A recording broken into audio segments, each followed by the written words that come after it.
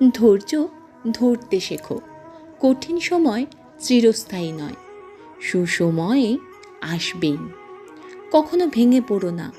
মনে রাখবে, গাছেরাও প্রতি বছর তাদের সবুজ পাতা হারায়। কিছুদিন অপেক্ষার ফলে সবুজ পাতা আবার ফিরে পায়। এই পৃথিবীতে এমন কোনো ব্যক্তি নেই যার সমস্যা নেই, এবং এমন কোনো সমস্যা নেই যার সমাধান নেই। জন্মের সাথে মৃত্যু নির্ধারিত, তাই নিজের কর্ম করো।